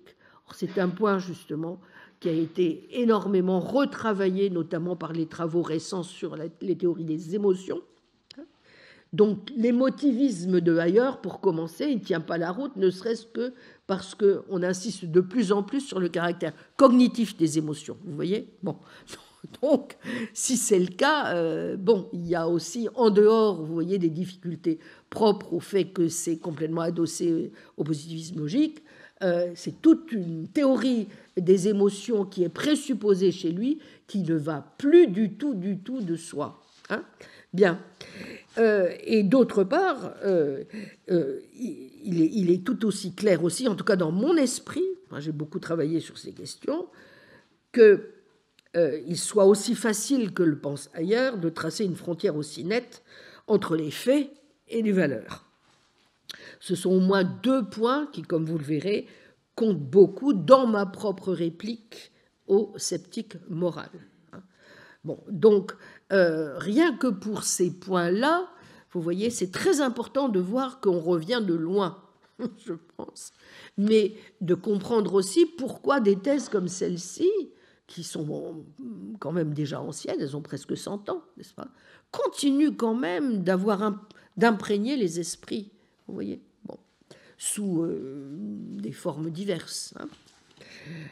Alors, on peut déjà voir aussi la fragilité de l'émotivisme au contraste frappant qui est établi, vous voyez, entre les phrases éthiques et les phrases descriptives, hein, qui le rend finalement peu plausible en tant que théorie de la signification des phrases éthiques, puisque cela revient à ignorer complètement les similitudes entre la fonction sémantique des phrases éthiques et celle des phrases descriptives, et c'est justement à ces points-là, à présent, que je voudrais venir. Il existe effectivement des versions superficielles et profondes de ce problème que nous pouvons voir en reprenant l'un des principaux exemples d'ailleurs, donc comme le cas où l'on prononce la phrase éthique « voler c'est mal », qu'il commente donc voler de l'argent, etc. Une analyse qui étendrait ces idées à une analyse des phrases éthiques en général va quand même sembler terriblement inadaptée aux données du discours éthique ordinaire, si vous y réfléchissez 2 minutes. En réalité, ce qui apparaît même assez clairement, c'est que le discours éthique de tous les jours intègre dans les phrases éthiques des prédicats de vérité. Et en cela, les phrases éthiques semblent bien fonctionner comme des phrases descriptives, c'est-à-dire adaptées en quelque sorte à la vérité, ce qui est en contradiction directe évidemment avec le point de vue émotiviste, n'est-ce pas ? Il nous rend certes compte des significations des expressions morales dans des usages prédicatifs libres et les états d'esprit exprimés lorsqu'elles sont ainsi utilisées, mais les mêmes expressions peuvent être utilisées dans des phrases plus complexes, des phrases justement qui intègrent de telles prédications. On dit des choses telles que « il est vrai que mentir est mal, mentir n'est pas mal, je me demande si mentir est mal, je crois que mentir est mal, Fred pense que c'est mal de mentir, le mensonge est-il mauvais, si c'est mal de mentir, il ne manquera pas de le faire, si le mensonge est répréhensible, il en va de même pour les déclarations trompeuses, etc. » Vous voyez que, en plus de leurs analyses de la prédication simple, les expressivistes nous doivent donc une explication de la signification de phrases ou de jugements plus complexes tels que ceux-ci. Et naturellement, il leur faut pour ce faire obéir à certaines exigences, dont l'une d'elles est la compositionnalité, à savoir la signification d'une phrase complexe contenant une affirmation morale, n'est-ce pas, doit être une fonction de la signification de ses parties, si l'on veut pouvoir expliquer la facilité avec laquelle les locuteurs peuvent comprendre de nouvelles phrases normatives. Deuxièmement, il faut aussi préserver et expliquer les relations logiques entre les jugements moraux et les autres jugements qui les intègrent, au moins pour les cas principaux. Troisièmement, il faut aussi que l'analyse n'exige pas de verdict invraisemblable dans l'attribution d'attitude aux personnes qui utilisent ces phrases. Par exemple, si un expressiviste affirme que le sens de « mentir c'est mal », c'est d'exprimer une désapprobation à l'égard du mensonge, cela ne fournit pas encore une bonne explication de l'attitude exprimée par les mêmes mots utilisés dans de nombreux contextes enchâssés. Lorsque ces mots apparaissent, par exemple dans l'antécédent d'un conditionnel, ou lorsque quelqu'un dit « je me demande si mentir est mal », en règle générale, ils ne servent pas à exprimer une telle désapprobation. Normalement, nous pensons que la validité d'un argument dépend, au moins en partie, du fait que les mots ne changent pas de sens lorsque nous passons d'une prémisse à l'autre. Mais l'histoire la plus simple de la signification des termes moraux, à savoir qu'il s'agit de dispositifs permettant d'exprimer des attitudes, pour ou contre, semble alors exiger qu'ils aient une autre signification lorsqu'ils apparaissent dans les antécédents des conditionnels. Et la plupart des philosophes expressivistes contemporains, en particulier Simon Blackburn et Alan Gibbard, ont tous essayé d'en rendre compte avec plus ou moins, il faut bien le dire, de succès. C'est ce qu'on a appelé le fameux problème Frege-Geach, sur lequel il me faut donc tout de même dire quelques mots. Alors, qu'est-ce que c'est que ce fameux problème Frege-Geach? Ce problème a été formulé pour la première fois de manière indépendante par John Searle en 1962 et Peter Geach en 1965. Mais comme il repose sur un point soulevé par Frege, on l'a appelé le problème Frege-Geach. De quoi s'agit-il? Oh, c'est tout simple. Le point soulevé par Frege, c'est qu'il faut distinguer toujours le contenu d'une phrase ou proposition de son assertion. C'est-à-dire, une phrase peut apparaître dans un contexte en étant assertée, mais dans un autre contexte en ne l'étant pas, n'est-ce pas? De sorte que nous avons besoin d'une notion de contenu d'une phrase qui ne dépende pas du fait que la phrase soit assertée ou non, ou niée, remise en question, supposée, etc. Pour dire les choses le plus succinctement possible, cela tient donc à la règle de compositionnalité que je viens d'évoquer, le sens d'une phrase entière et le sens, une composition du sens de ses parties et de la manière dont elles sont assemblées. L'hypothèse selon laquelle le sens est compositionnel a ceci de convaincant qu'elle constitue une explication plausible de la vitesse étonnamment rapide avec laquelle les humains apprennent leur première langue et de la façon dont nous comprenons de nouvelles phrases. Cependant, pour comprendre comment fonctionne la composition sémantique, il semble que nous ayons besoin de l'idée d'un contenu stable, n'est-ce pas, que toute partie d'une phrase apporte à la signification de toutes les phrases dans lesquelles elle figure. Moyennant quoi, il nous est alors possible de considérer le sens de phrases entières comme une fonction du contenu de leurs parties et de la façon dont ces parties sont assemblées selon les règles de composition de la langue. Or, si cette position adoptée à peu près par toute la sémantique contemporaine est juste, eh bien l'émotivisme a du souci à se faire, comme l'a notamment montré Peter Geach en se demandant ce que l'émotiviste dirait de la signification d'une phrase éthique logiquement complexe telle que l'est un conditionnel moral dans un argument de la forme modus ponens. Prenons l'exemple suivant tiré de Geach. Prémisse 1, si tourmenter le chat est mauvais, faire en sorte que votre petit frère le fasse est mauvais. Prémisse 2, tourmenter le chat est mauvais, ergo, amener son petit frère à tourmenter le chat est mauvais. L'argument est valable, mais si vous expliquez bien le sens de tourmenter le chat est mal dans la deuxième prémisse, en disant qu'il est adapté pour exprimer la désapprobation concernant le fait de tourmenter le chat, alors ce sens ne peut pas être le même que celui qu'il a dans la première prémisse, que l'on peut accepter même si l'on approuve le fait de tourmenter les chats. Cela ne prouve pas que l'expression ne soit pas utilisée de manière émotionnelle dans la seconde prémisse, un descriptiviste peut en convenir, mais cela indique qu'il faudra en dire plus pour expliquer ce qui se passe. Soit encore l'exemple suivant. 1. Mentir est mal. 2. Si mentir est mal, alors payer son petit frère pour qu'il mente à votre place est mal. 3.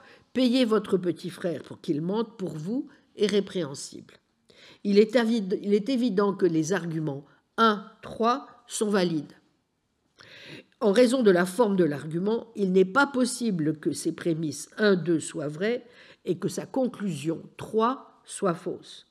Le problème initial est que ce fait évident semble incompatible avec l'expressivisme. L'argument 1, 3 ne serait pas valide si la phrase « mentir c'est mal » avait des significations différentes dans les deux prémisses, car l'argument commettrait ce qu'on appelle un sophisme de l'équivoque. Bon.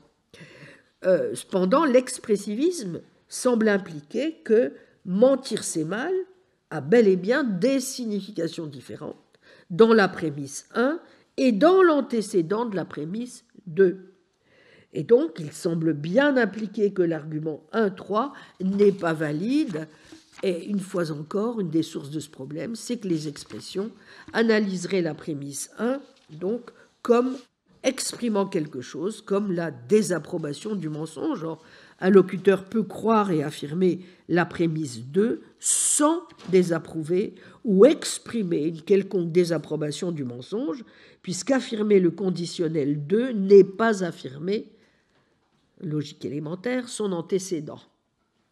Ce qu'il faut surtout bien voir ici, c'est que les expressivistes nient que la prémisse 1 a une valeur de vérité. Or, l'antécédent de la prémisse conditionnelle 2 doit avoir une valeur de vérité si le connecteur conditionnel en 2 est compris de la manière la plus commune et la plus naturelle. Même si cette conjonctive conditionnelle n'est pas interprétée comme une conditionnelle matérielle ou comme une fonction de vérité, cette conditionnelle semble toujours revendiquer une certaine relation entre les valeurs de vérité de son antécédent et de son conséquent. Un expressiviste pourrait répondre en analysant les conditionnels d'une manière qui n'exige pas, d'ailleurs c'est ce qu'il tente de faire, que ces composants soient adaptés à la vérité. De telles analyses sont souvent soutenues d'ailleurs par des conditionnels qui intègrent des questions comme dans « s'il n'est pas à la maison, où est-il ?», des conditionnels qui ne sont pas des questions, les impératifs comme dans « si vous ne supportez pas la chaleur, sortez de la cuisine ».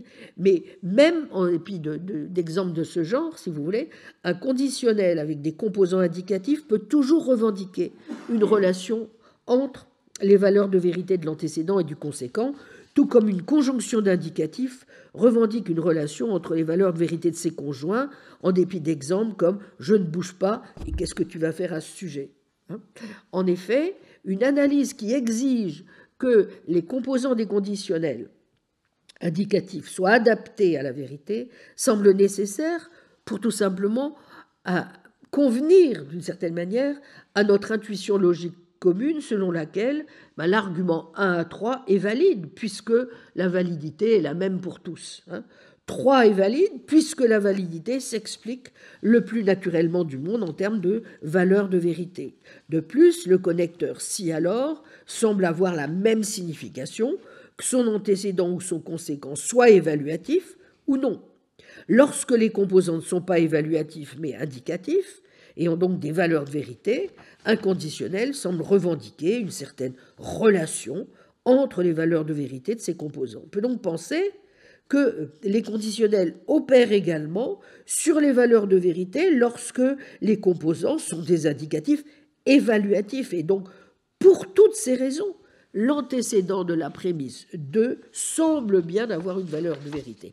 Or, justement, comme le souligne Walter Sinnott Armstrong, la thèse sémantique négative de l'expressivisme, vous vous souvenez, implique, si elle est vraie, si elle est juste, que la prémisse 1 n'est pas de valeur de vérité. Ce qui suggère à nouveau que 1 n'a pas la même signification que l'antécédent de 2, de sorte que 1, 3 est équivoque selon l'expressivisme et donc n'est pas valide. Le problème est que l'argument 1,3 n'est pas invalide, il est valide. Si l'expressivisme implique le contraire, alors l'expressivisme n'est pas en mesure de saisir une caractéristique cruciale du langage moral, à savoir les relations logiques et de cohérence, au fond, entre les phrases morales. Vous voyez ? Les expressivistes sont donc tenus de nous montrer comment ils peuvent expliquer la validité de 1, 3 en particulier, et des exemples moraux en modus ponens de façon générale. Et une grande partie, il faut reconnaître, des innovations récentes dans le développement des théories expressivistes a consisté et consiste toujours à tenter de résoudre le problème. Vous voyez ? Soit par exemple, en développant une logique des phrases, en expliquant comment cette logique découle des relations logiques entre des attitudes qu'elles expriment. C'est ce que fait par exemple Simon Blackburn dans le cadre de ce qu'il appelle son quasi-réalisme. Soit deuxième option, vous voyez, qu'on voit, en exploitant les ressources d'une analyse minimaliste de la vérité, je vais y revenir. Soit 3, en permettant justement à la composante sémantique descriptive postulée par une approche expressiviste dite hybride, parfois même appelée œcuménique, tout un programme, d'expliquer les relations logiques entre les phrases normatives et les attitudes. Il n'est pas sans intérêt de noter que la tentative la plus courante, mais la plus plausible aussi, qui est choisie pour expliquer cette validité, c'est d'admettre que les phrases morales ont un type ne fût-ce que minimal de vérité. Cela a aussi l'avantage de permettre aux expressivistes de se distinguer des réalistes moraux en refusant que les phrase morale est le type de vérité robuste que revendiquent certains réalistes moraux, à savoir la correspondance avec des faits moraux réels. Vous voyez ?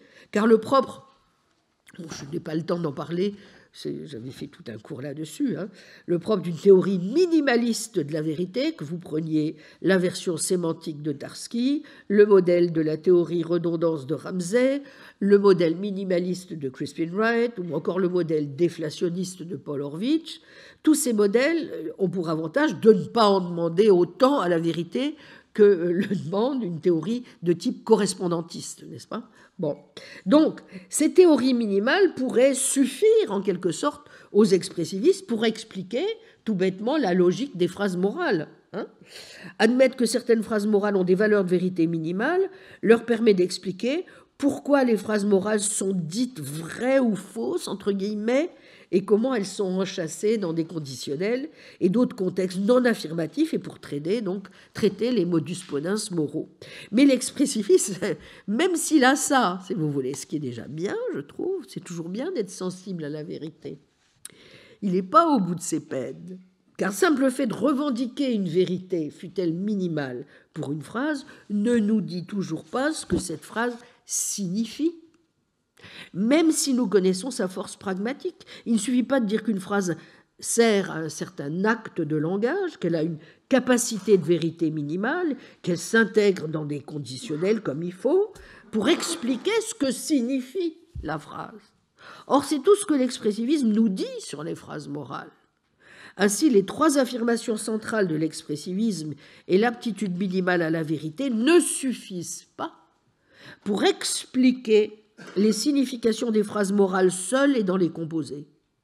En plus de la vérité minimale, les expressivistes ont donc besoin d'une théorie sémantique plus large pour expliquer le contenu positif des phrases morales. Alors, je ne peux évidemment pas m'étendre sur ces théories. Il y a des efforts absolument formidables et tout à fait intéressants qui ont été menés en ce sens, notamment par Alan Gibbard, donc dans ce qu'on a appelé son expressivisme des normes, puis dans des reformulations de sa théorie, de ce qu'il appelle lui-même sa propre solution antérieure, avec un vernis quelque peu différent, en termes de plan. De même, Simon Blackburn a présenté plusieurs histoires similaires au fil des années, en expliquant d'abord les contextes non assertifs par des réflexions sur les propositions, puis en ayant recours à des méta-attitudes, en reprenant une variation de la sémantique d'Intica pour la logique déontique, etc. Ou même, en termes assez voisins, plus récemment, en 1998, c'est déjà pas très récent, mais il n'est pas tout jeune, de l'approche de Gibbard. Bon, donc tout ça, ce sont des textes qui sont des classiques, incidemment. Je vais très vite, mais je vous invite à les lire de près, naturellement, même si je ne suis pas d'accord finalement avec l'option générale, mais il n'empêche que ce sont des textes extrêmement importants de philosophie éthique dont on ne peut pas faire en 2024 l'économie. Bon. Alors, en tout cas, quelle que soit l'analyse proposée, il est tout sauf évident qu'elle résolve notre problème de base et soit assez complète pour assurer la compréhension des significations des phrases évaluatives, au moins de certaines d'entre elles. Et la question que l'on est donc en droit de se poser est celle de savoir si une théorie expressiviste pourrait jamais être complète sans faire référence à des vérités morales, même maximales, ou à quelque chose d'autre qui soit incompatible avec le cœur de l'expressivisme, bref, à même d'expliquer le sens des phrases morales dans des contextes non affirmatifs, sans donner des conditions de vérité telles que celles qui sont avancées par les réalistes moraux. Sans aller jusque-là, il semble en tout cas acquis que la seule manière dont les expressivistes peuvent espérer résoudre les problèmes que nous avons évoqués, c'est d'admettre que les phrases morales ont à tout le moins des valeurs de vérité minimales, n'est-ce pas ? Or, admettre cela, vous l'aurez compris, c'est limiter la pertinence de l'expressivisme pour le scepticisme moral et l'épistémologie morale, puisque cela revient à rejeter la thèse qui est au cœur du défi sceptique qu'il lance, à savoir la thèse sémantique négative. Une fois que les expressivistes admettent la vérité morale minimale, on ne sait plus alors très bien ce qu'ils nient ou quelles sont les implications, au juste, de leur théorie.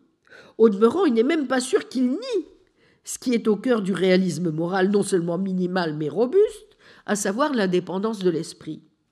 Supposons que nous définissions celle-ci en termes de contrefactuels, par exemple dire que la valeur de vérité de c'est mal de manger de la viande est indépendante de l'esprit, revient à dire que sa valeur de vérité ne changerait pas, n'est-ce pas, si les personnes qui y croient et l'affirment modifiaient leurs croyances et attitudes morales.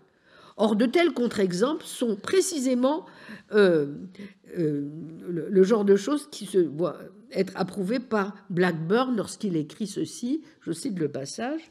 « Supposons que quelqu'un dise « Si nous avions des sentiments différents, il serait juste de donner des coups de pied au chien. » Qu'est-ce qu'il peut bien vouloir dire ? Apparemment, il endosse une certaine sensibilité, celle qui laisse l'information sur les sentiments des gens dicter son attitude à l'égard des coups de pied au chien.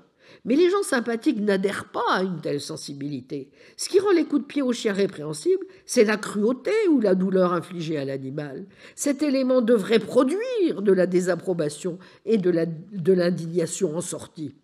Si bien qu'on ne devrait pas dire ou penser que si nos sentiments s'altéraient ou disparaissaient, les faits moraux feraient de même. Cela reviendrait à endosser des contrefactuels défectueux, c'est-à-dire à endosser les mauvais types de sensibilité, et cela fait partie d'une bonne morale de ne pas le faire. CQFD. Blackburn donc accepte bien, vous voyez, jusqu'à un certain point, le principe réaliste de l'indépendance des faits moraux relativement à l'esprit, n'est-ce pas ? Même si on peut aussi considérer, c'est une remarque que fait malicieusement Synod Armstrong, qu'il n'est pas certain que le discours expressiviste de Blackburn rende compte des contrefactuels qui sont implicites dans la pensée morale commune, ainsi que le conçoivent en tout cas les réalistes moraux.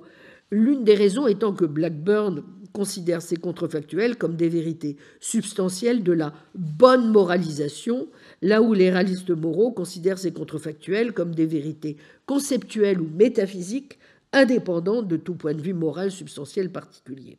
À quoi il faut ajouter que Blackburn considère justement les contrefactuels comme des affirmations sur des modèles de sensibilité, vous avez retenu le terme, n'est-ce pas, qui sont ou ne sont pas acceptables, là où les gens en général pensent qu'ils parlent de chiens qui donnent des coups de pied plutôt que d'attitude lorsqu'ils affirment de telles affirmations ou de tels contrefactuels. Bon, si certains ne désapprouvent pas le fait de donner des coups de pied à des chiens, mais ne le font pas pour autant, il se peut que, au fond, nous ayons moins d'estime pour eux, mais au moins, ils font aucun des actes dont nous parlons et que nous qualifions de mauvais lorsque nous disons « donner des coups de pied à des chiens, c'est mal ». Le même point s'applique aux contrefactuels, même si nous l'approuvions tous, donner des coups de pied à des chiens serait toujours mal. Donc le conséquent est un jugement sur les actes dans un autre monde possible et non sur les attitudes dans ce monde-ci ou ce monde-là.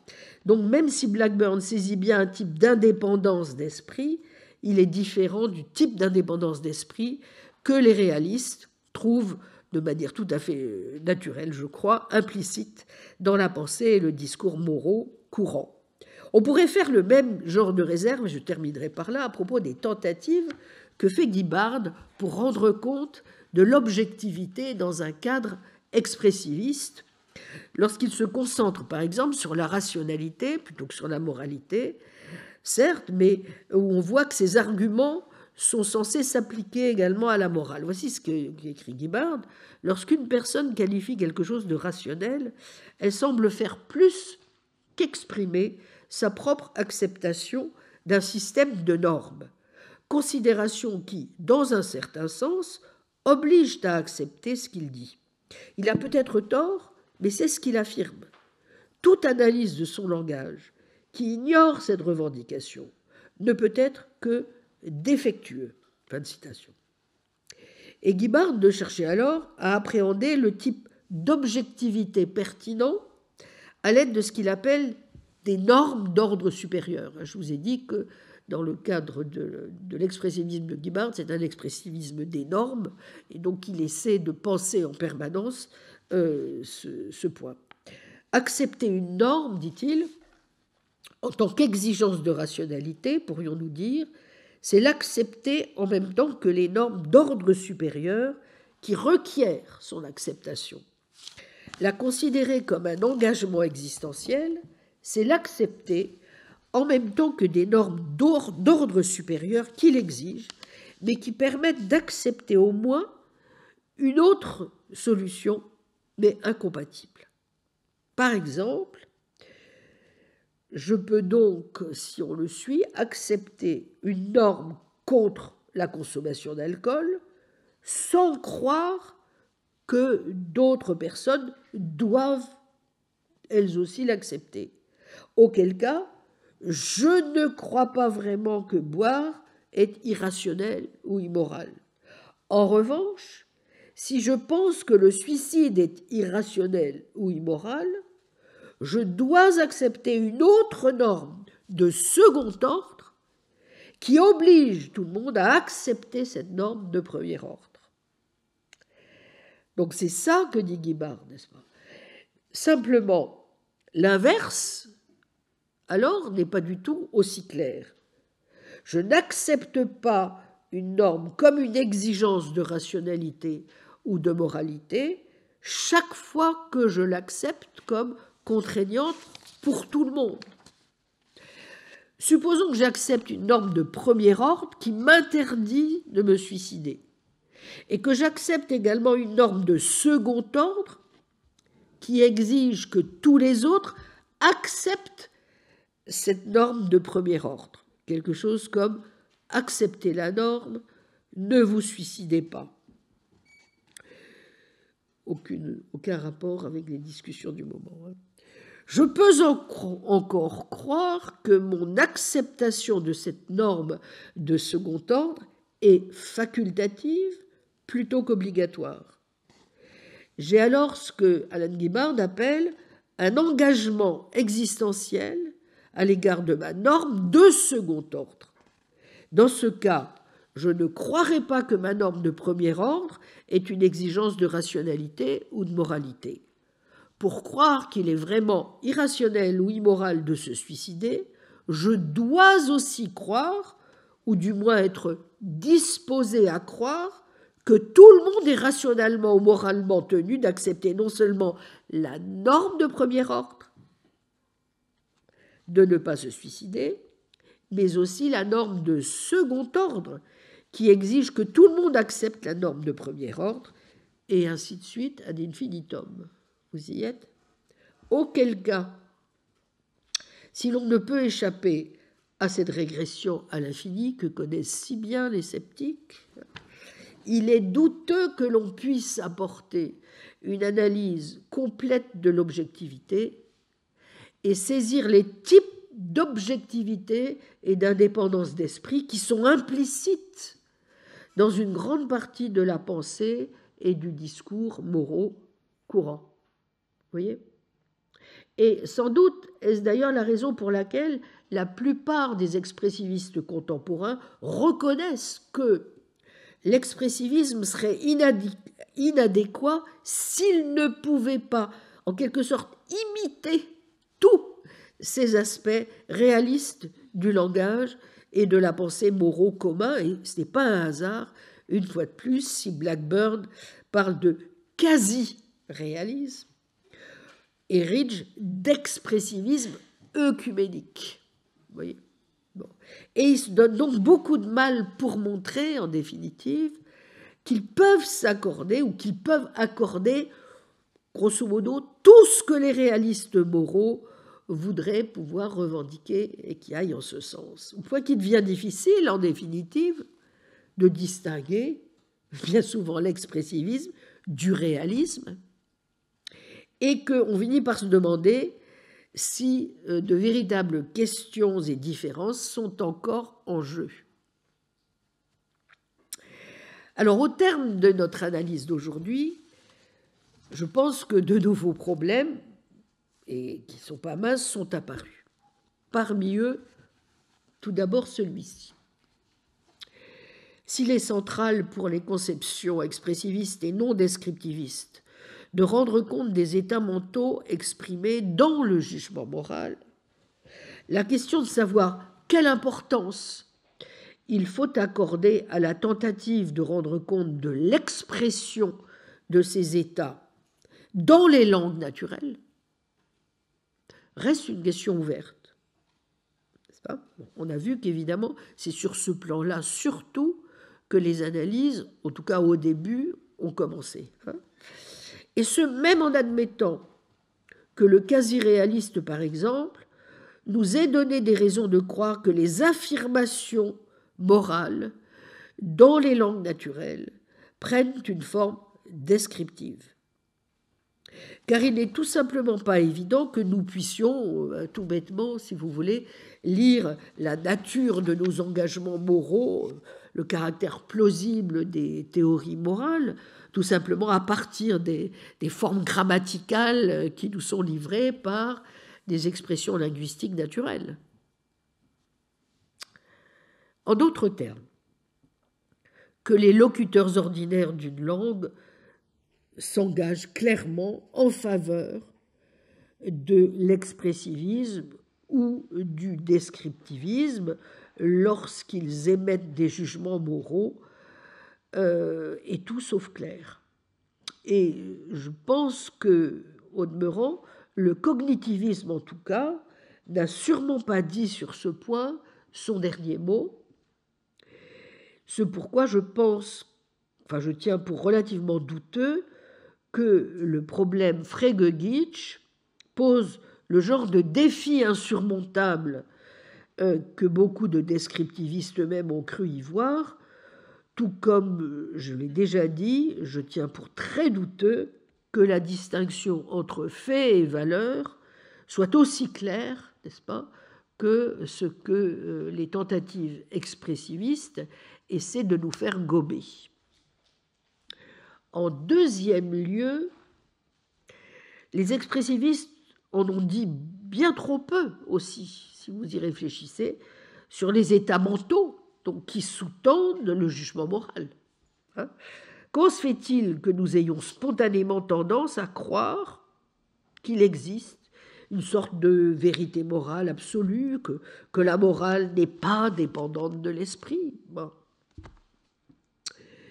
Ils nous doivent une explication, n'est-ce pas, sur les raisons pour lesquelles, sur la manière dont, pour reprendre l'expression de Hume, nous projetons nos sentiments sur le monde. On a vu qu'il y avait des explications en ce sens chez les théoriciens de l'erreur, vous vous souvenez ? Bien. Là, finalement, c'est pas toujours très clair, ou alors il n'y a pas beaucoup de différence finalement par rapport aux explications qu'on peut trouver ailleurs chez des fictionnalistes notamment, n'est-ce pas ? Bon. Mais cela suppose assurément, alors, que l'on se penche d'un peu plus près que sur la sémantique et le discours moral, sur la psychologie des jugements moraux. Et en particulier, comme je l'ai dit, sur la place qui tiennent les affects, émotions certes, mais aussi sentiments, sur lesquels je n'ai pas pour le moment dit grand-chose, mais sur quoi je reviendrai, puisqu'il faut distinguer justement dans le domaine des affects ce qui est de l'ordre du feeling et du sentiment, pour commencer. Sense, sensibility, et tout ça. Enfin, il y a toute une déclinaison, et il n'est pas impossible que certaines versions du sentimentalisme puissent nous offrir des ingrédients tout à fait intéressants pour répondre de façon importante à certains des problèmes réels qu'ont soulevés nos oiseaux, là, tant théoriciens de l'erreur qu'expressivistes. Ils n'ont pas que du mauvais, n'est-ce pas ?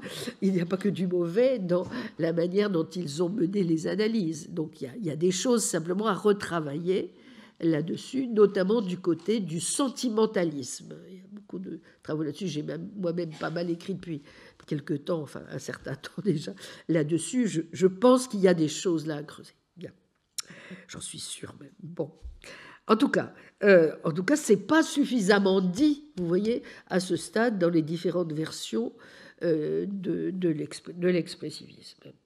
De même, comme je l'ai dit dès le début de la séance, que l'aspect métaphysique de notre questionnement reste entier, s'agissant de savoir si des faits moraux existent ou non, auxquels simplement nous n'aurions pas accès, comme la question de savoir si ces faits sont à découvrir ou à construire, et si oui, comment. Troisième point, et c'est par là que je voudrais terminer aujourd'hui, à ce stade de notre examen, une chose au moins est sûre. Au fond, l'expressivisme ne peut plus être avancé comme un argument en faveur du scepticisme moral.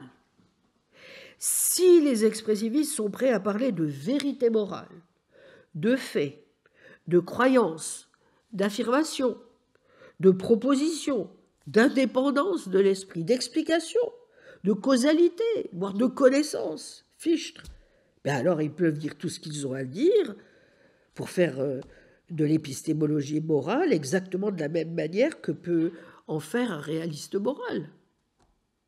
N'est-ce pas au fond ce que reconnaît Guibard en observant que les jugements moraux, je le cite, peuvent au moins être parallèles aux cas les plus clairs et les plus littéraux de la connaissance, fin de citation. Ou encore Blackburn qui tient les propos suivants: « Je sais que le bonheur vaut mieux que la douleur, que les promesses méritent un certain respect, et ainsi de suite pour d'innombrables avantages et inconvénients assez peu ambitieux qui constituent ma position pratique à l'égard du monde. » Fin de citation. Bon, une fois cela admis, même s'il subsiste quelques différences métaphysiques entre l'expressivisme et le réalisme, une chose semble au moins acquise: les expressivistes ne peuvent plus se présenter en défenseurs de quelque scepticisme moral que ce soit. Je vous remercie.